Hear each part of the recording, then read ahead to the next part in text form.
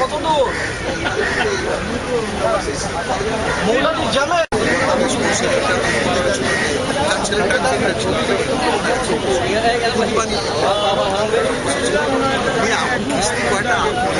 আইজে রয়েছে, এনইউজে রয়েছে, বিভিন্ন জেলায় বিভিন্ন সংগঠন রয়েছে।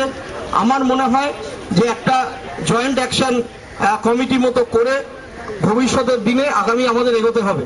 কারণ আমরা দেখতে পাচ্ছি একের পর এক সব শাসকের চরিত্রই একের পর এক এই ধরনের ঘটনা ঘটছে, কিন্তু অতীতে কোনো ঘটনায় কখনো এত সাংবাদিক মার খাননি, কারণ ইলেকট্রনিক্স চ্যানেলের এত রমরমা ছিল না। এখন প্রতি মুহূর্তের খবর মুহূর্তের মধ্যে পৌঁছে যাচ্ছে এবং সাধারণ মানুষের ভয়ঙ্কর প্রতিক্রিয়া হচ্ছে।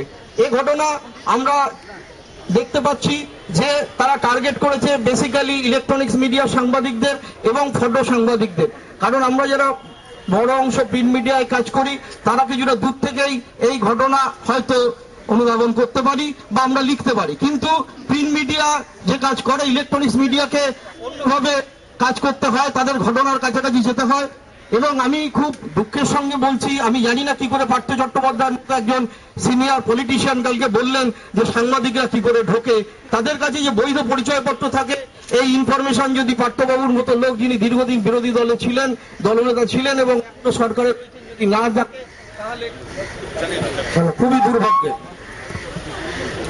তাহলে খুবই দুর্ভাগ্যের।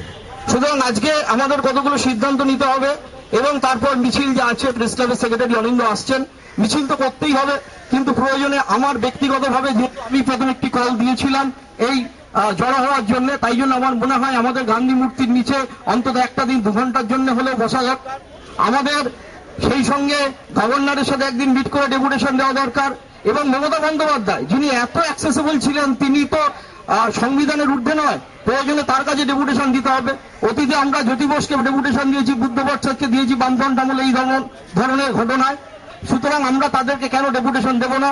আমাদেরকে সল্টলেকের পুলিশ কমিশনারকে সুনির্দিষ্টভাবে অভিযোগ জানাতে হবে এবং বলতে হবে যে কেন দুষ্কৃতীরা ধরা পড়বে না।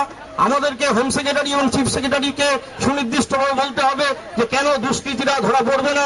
সেটা খুব একটা কার্যকরী হবে না।